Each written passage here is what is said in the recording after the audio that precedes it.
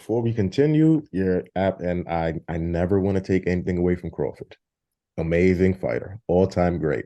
But if that, I don't care what anybody says, that was not the same Spence. I'm just saying.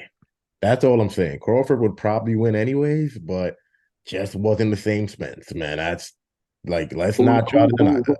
who did you have before the fight? Come on, I'm interviewing you, man. Come on.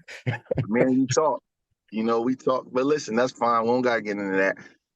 Errol Spence is my guy. I love Errol Spence. Real cool guy. I hate the way the media has turned on him and saying so many negative things about him. But I don't even want to talk about whether he was the same or not. Obviously, it looked like something was a little off, if we honest. But maybe that was just Crawford. You know, the fight before that, Earl looked great against Ugas.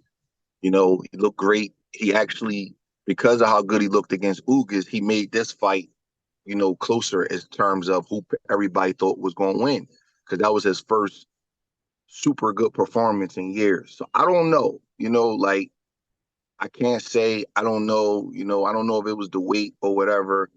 Um, and if it was, it's a shame. All I can say is that's one of the reasons why, sometimes it's not a benefit to wait fights out. Like they've been both champions since 2017, 2018.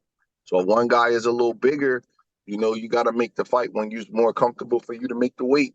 Like that's just the reality behind it. You make the fight when you can't make the weight, and then I don't think you can use that as an excuse with Earl being the A side, because the A side got more control over when the fight gets made. So I don't want to talk about the weight, to be honest. That's a discredit to Crawford. He showed up for the biggest fight of his life and put on an all-time great performance. And if Earl was compromised, he's not making no excuses for himself. So we can't make no excuses for him. We got to just go by what our eyes told us, And it's a shame, because history, it is what it is. The result never going to change. But that's just how it is, man.